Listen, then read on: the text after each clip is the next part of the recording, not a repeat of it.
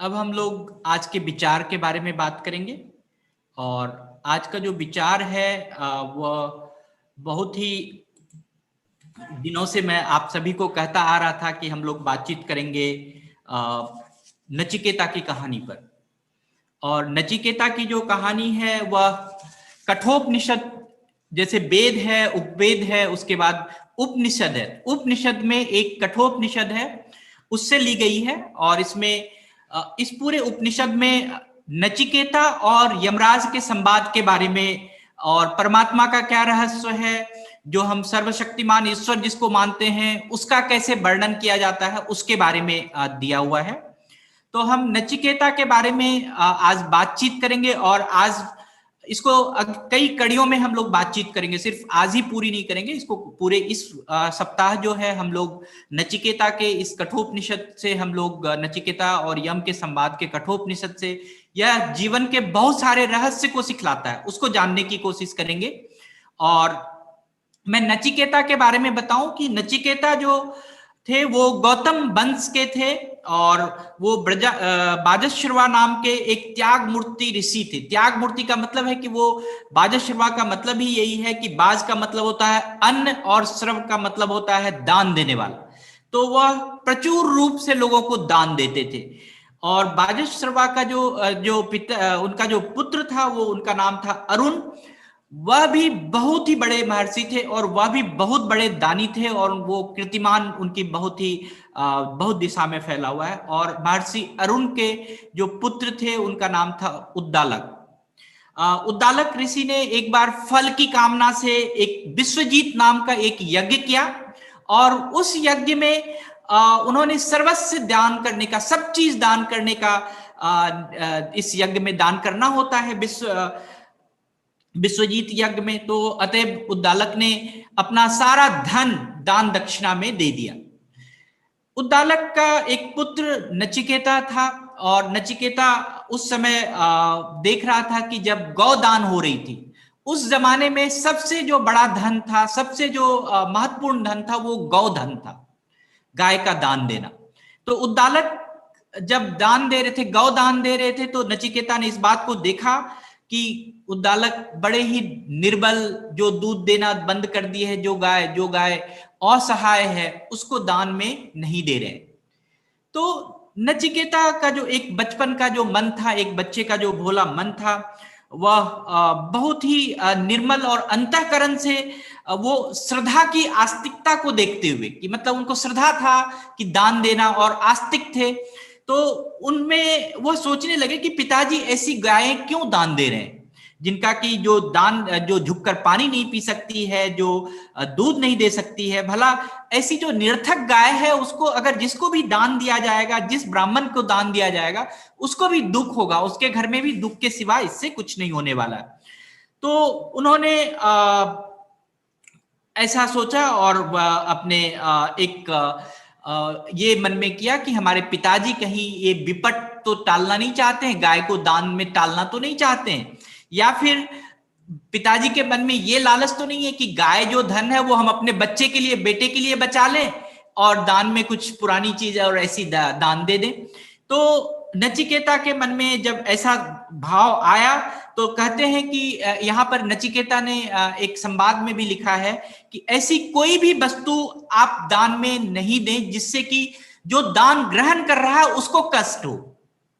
अगर आप ऐसी वस्तु देते हैं दान ग्रहण में, दान किसी को दान देते हैं कि आपके घर में जिसका यूज नहीं है उसको दान में दे दिया, तो उस वस्तु का फल आपको नहीं मिलेगा, उस दान का आपको फल नहीं मिलेगा, और उस दान का फल उल्टा हो जाता है।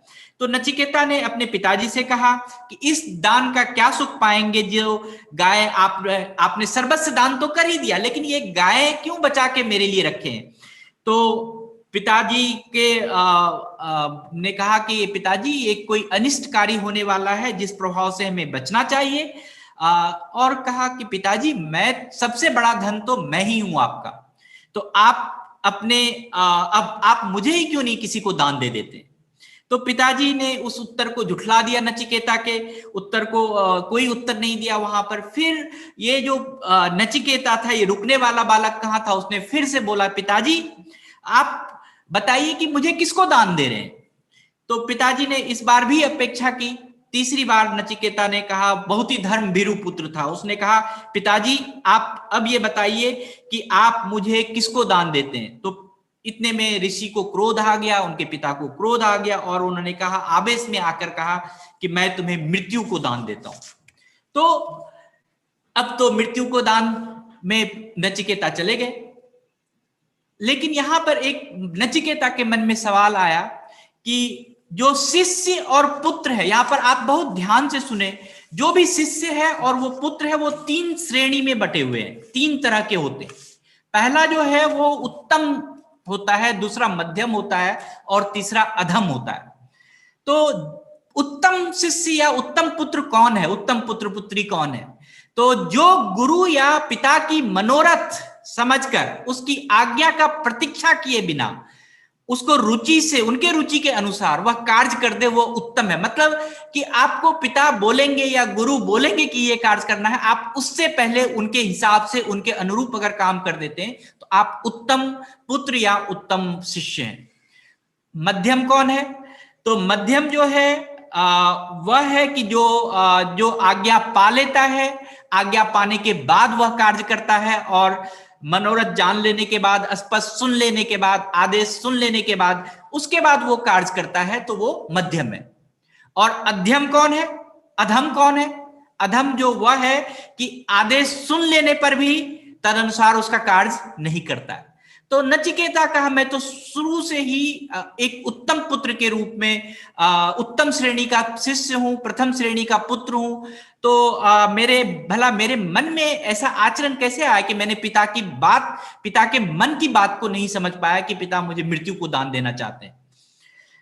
उसने कहा कि मैं मध्यम ही चलो, अब तो कम से कम मैं मध्यम, तो अब पिता की जब ये कामना सुन लिया है, पिता की जो बात है उसको सुन लिया, तो उसको तो पूरा करना ही है, लेकिन मैं अधम नहीं बनूंगा कि मैं इस बात को पूरा नहीं करूंगा। तो उन्होंने पुत्र धर्म की सेवा किया और वो आज्ञा मिले, और उन्होंने कहा कि जो भी आज्ञा हमें मिला है पिता का, मैं उसे सहर्ष मान लूंगा। इधर उसने देखा कि पिता जो है वो बहुत ही पश्चाताप कर रहे हैं, पिता के मन में बहुत ही एक अशांत है, वो बहुत ही अलग भावना है, क्यों नहीं कि पिता ने आवेश बस अपने बेटे को कह दिया कि जाओ मैं तुम्हें मृत्यु को दान देता हूं।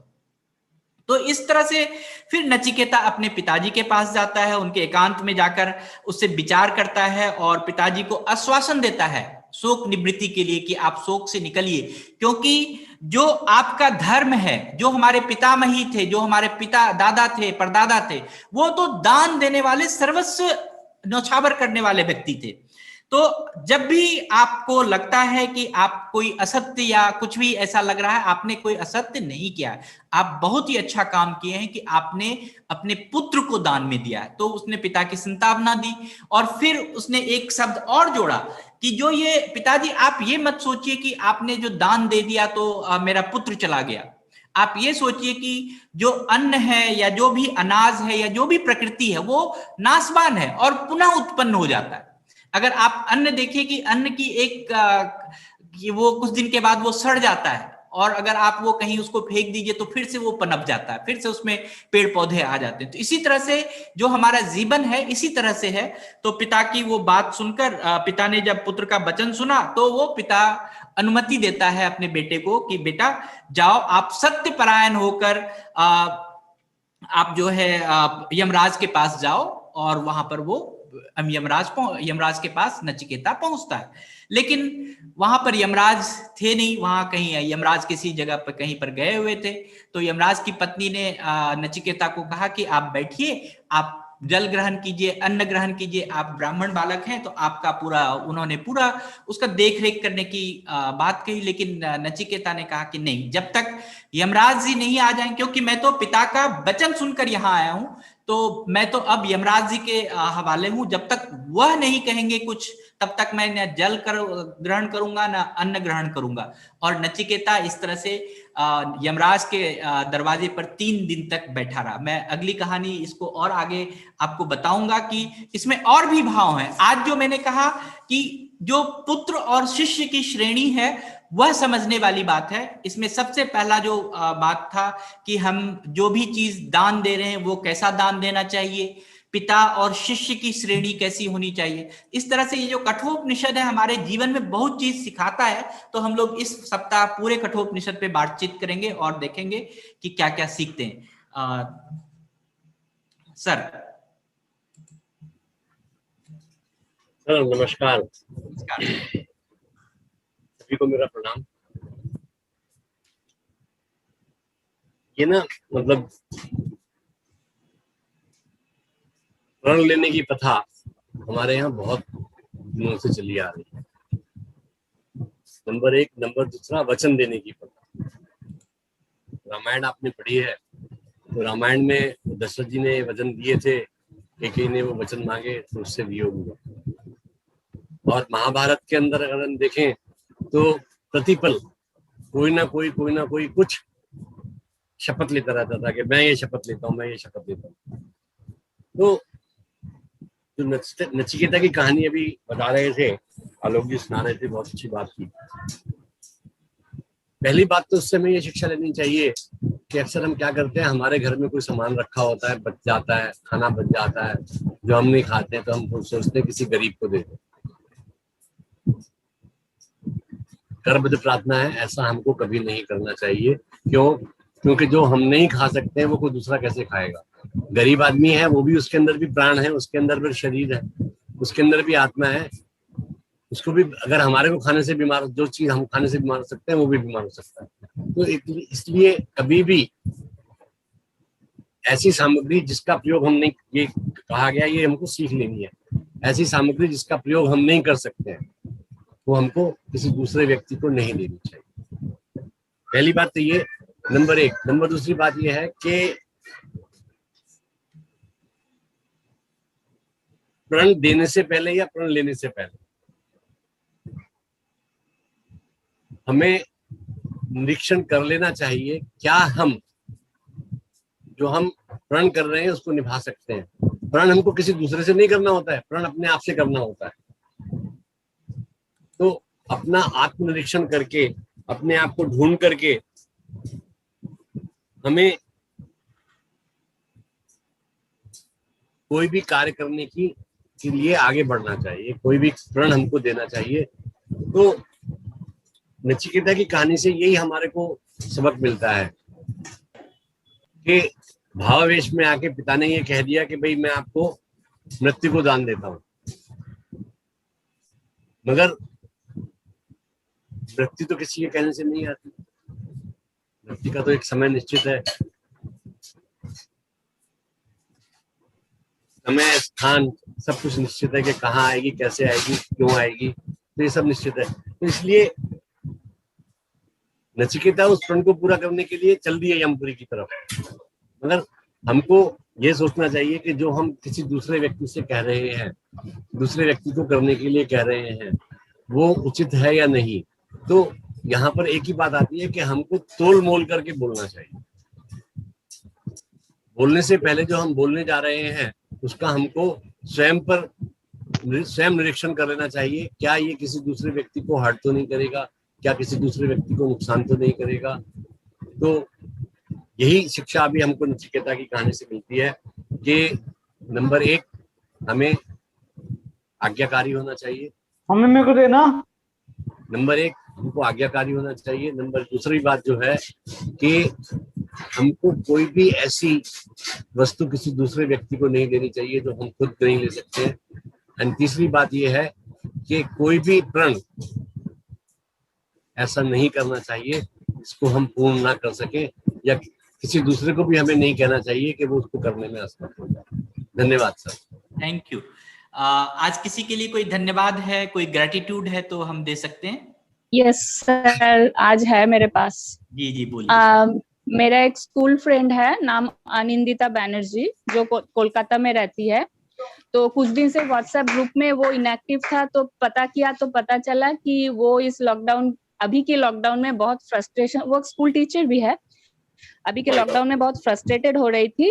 तो वो 7 बहुत नीडी पर्सन को 2 टाइम्स लंच एंड डिनर घर पे खाना बना के भेज रही है। तो हम सबने बहुत प्राउड फील किया और मैं अनिंदिता को ग्रेटिट्यूड देना चाहूंगी कि इतना अच्छा काम कर रही है और हम सबको इंस्पायर किया।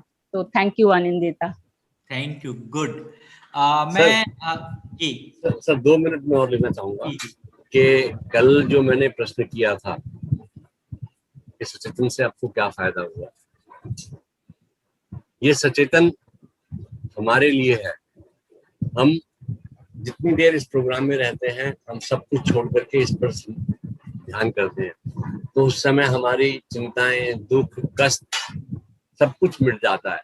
और सिर्फ हम बार बार बात करते हैं ना मेंटल हेल्थ के लिए, give some time for yourself, तो इसमें हम अपने लिए टाइम देते हैं और हमको कुछ अच्छी चीजें सीखने के लिए मिलती है।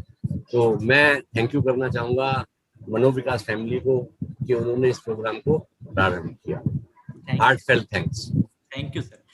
मैं आज और धन्यवाद करूंगा इस सचेतन के माध्यम से। स्माइल सिटीज, जो स्माइल प्रोग्राम चलता है, आशा दुर्गा और भी बहुत सारे जो हमारे वॉलंटियर्स हैं यूएसए से, वो स्माइल में अपने बच्चों के साथ काम करते हैं।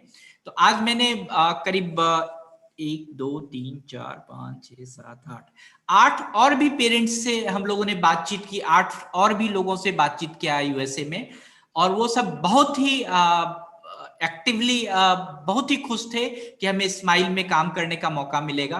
तो मैं उन सभी को, उन सभी पेरेंट्स, उन सभी बच्चों के माँ बाप, उन सभी वॉलंटियर्स के माँ बाप जो अपने छोटे छोटे बच्चों के को हमारे जो स्पेशल नीड वाले लोग हैं उनके साथ काम करने के लिए उत्सुक कर रहे हैं, उनको जागृत कर रहे हैं, तो वो माँ बाप को मैं धन्यवाद देना चाहता हूँ। और जल्दी ही हम लोग और भी बहुत सारे और भी सेशंस स्माइल्स में कर पाएंगे उन लोगों के कारण। सो सभी को धन्यवाद।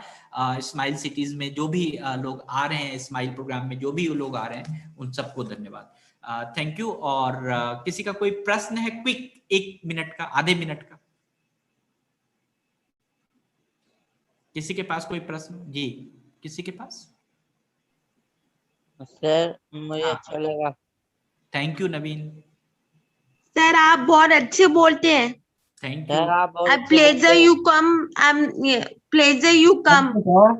Nice to meet you, sir. Thank you. Thank you. Thank you.